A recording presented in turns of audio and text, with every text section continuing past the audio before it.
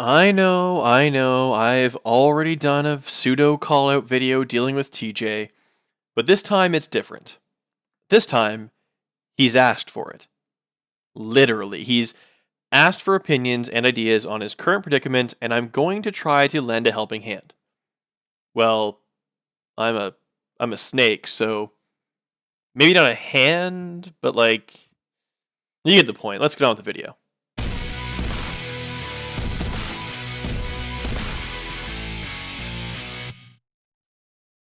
So, TJ Kirk, otherwise known as the artist formerly known as the Amazing Atheist, has seen a dramatic drop in subscribers over the past couple of days, and he's concerned as to why that might be. Since I've been following TJ's content rather closely this past week while working my way through his content library as a new subscriber, I've noticed a couple of points that I believe to have been overlooked by TJ in his most recent video, and I'm going to try to line them up for him and you, my viewers, in this video. Now, I could try to explain what TJ has been struggling with, but I'd rather let you hear it from the horse's mouth, as it were. Take it away, TJ. And I've noticed the last 3 days been losing subscribers. Lost 2,663 subscribers on Wednesday, 711 subscribers on Thursday, and 840 subscribers today so far. As of the time of this video's recording, TJ has lost 1,243 subscribers today, which leaves him at a net negative subscriber count of 318 canceled subscriptions to his channel as listed on Social Blade over the last period being tracked. What TJ seems the most concerned with, and rightfully so, is the reason, or reasons, for why he has seen such a sudden drop-off in subscriptions.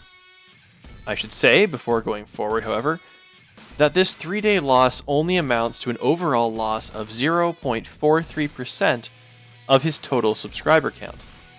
I myself lost a total of 9 subscribers over the course of 4 days earlier this month, and that amounted to a 3.19% loss from my total subscribers. Basically what TJ is experiencing, while in large numbers, is not uncharacteristic of normal YouTube account operations. In short, this shit happens. Everybody has bad days and weeks from time to time, and even you, TJ, are not impervious to the changing prerogatives of your subscribers. However, it's not just the numbers alone that are bothering TJ. He goes on to list potential reasons for sudden subscriber loss, which I will play for you now so that you will have the necessary context for my remarks on and assessment of this situation. Now, I had a few theories. The first thing is maybe it's the rebrand, but I thought maybe it's because people thought I was spamming their feed. Maybe it's because I criticized Sean Spicer. So those are some of my theories about why people might have taken it upon themselves to unsubscribe.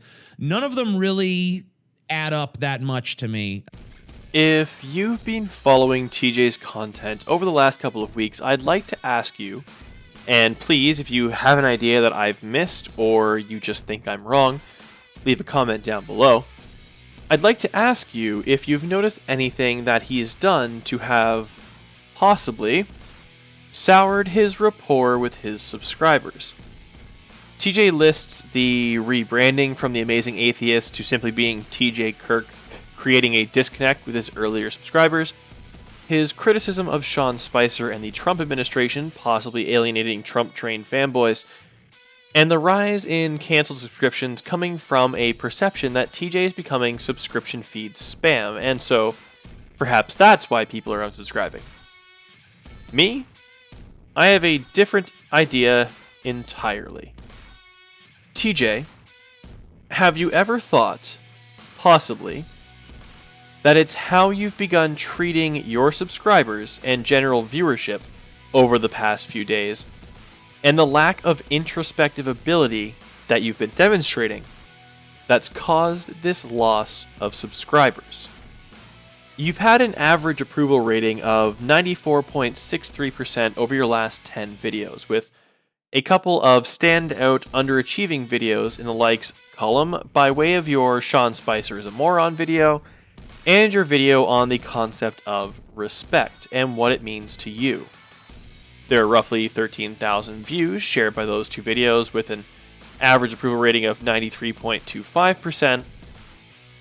And if you calculate the number of dislikes at 6.75% of those total video views, you get 877 people, which could account for your losses on Thursday, but it wouldn't explain the much larger losses of Wednesday and today, now would it? So here's my pitch. TJ, I believe you've lost these subscribers because of your particular perception of an interpersonal concept known as respect.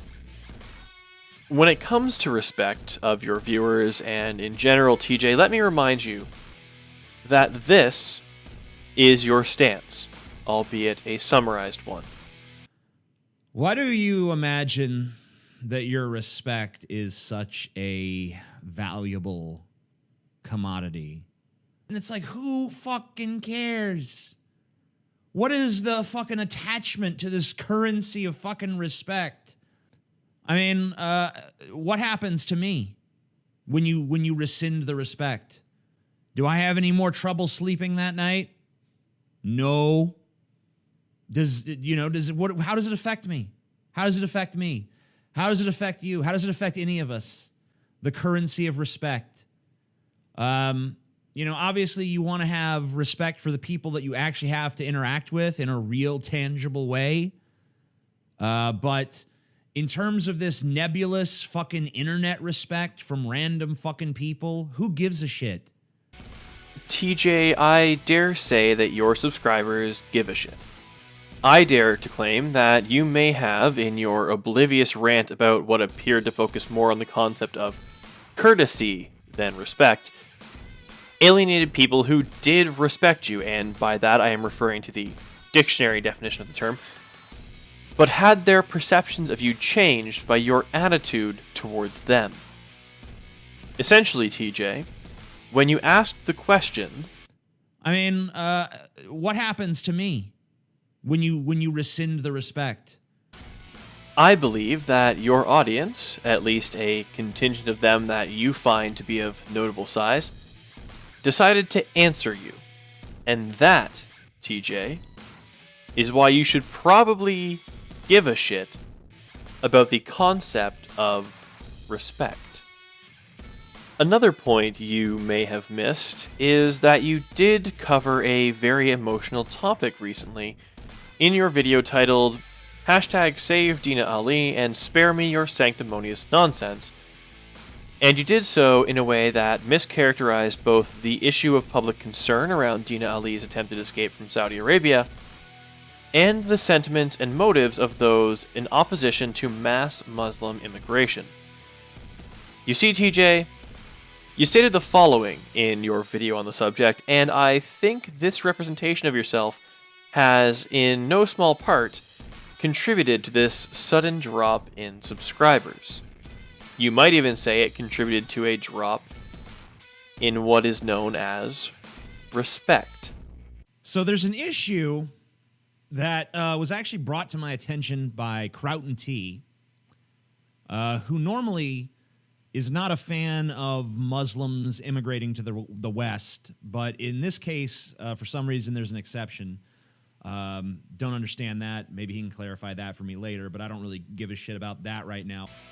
But why should this representation of yourself as not understanding why it is that someone who generally opposes the mass immigration of a culture and adherents of a culture that are so antithetical to modern Western values into modern Western nations, how is it that you cannot understand the difference between those who oppose mass Muslim immigration and those who endorse people wanting to flee these countries to get away from things like Sharia law and honor killings and general culturally endorsed abuse of said individuals based on Islamic law? What is the reason that you just conflate these two positions? and want to think that just because somebody opposes mass Muslim immigration, that they must oppose any and all asylum seekers from Muslim majority countries. That doesn't follow, TJ. And your inability to determine where that distinction lies, your inability to recognize why people would have a different opinion on each of those two topics, though yes, they are both topics that involve some people leaving a country and going to a different country.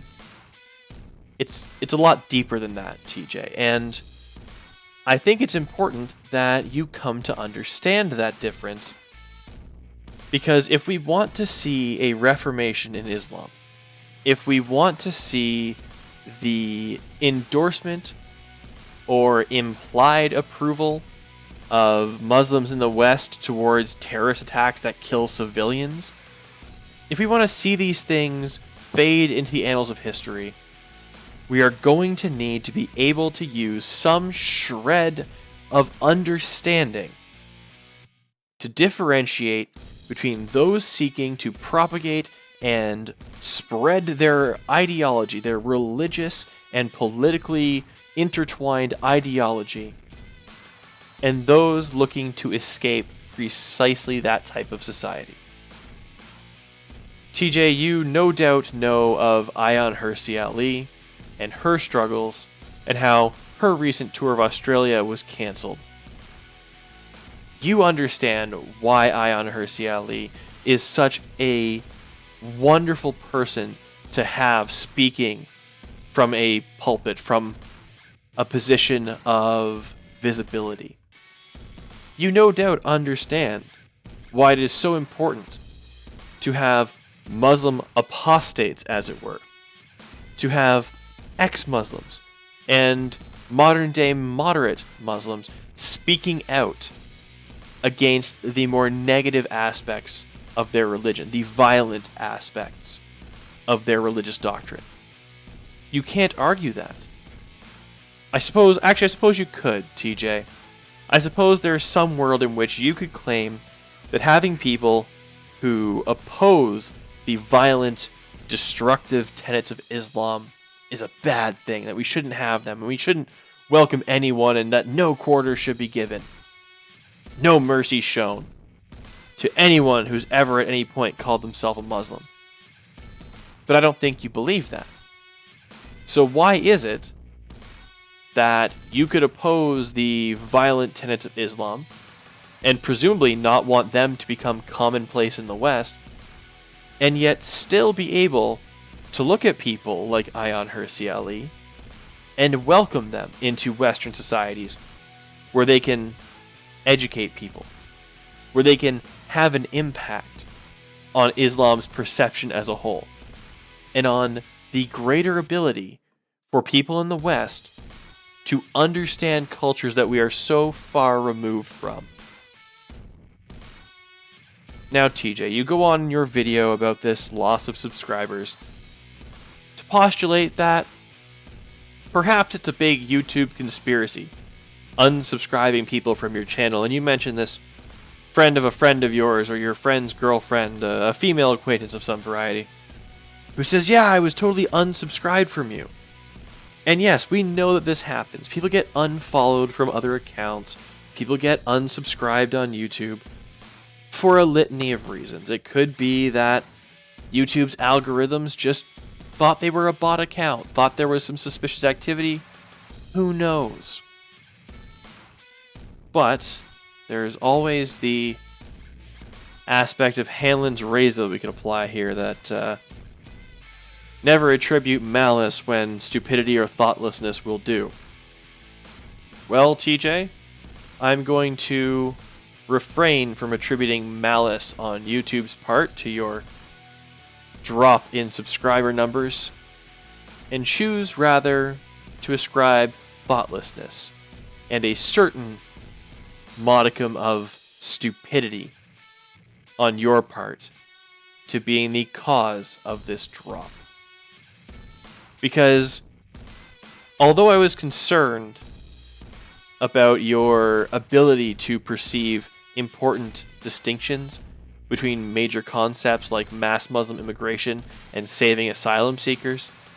While I was a little concerned about your critical faculties at that time, when you decided to make your rant about why respect from your subscribers just didn't matter all that much to you, well, it was around about that point, TJ, that you lost my respect. And I know you don't care. You don't give a shit if I don't respect you or if I do respect you. The amount of esteem in which I hold you doesn't matter to you at all. However, it might matter a bit more if you considered that this is the result of losing the respect of your subscribers.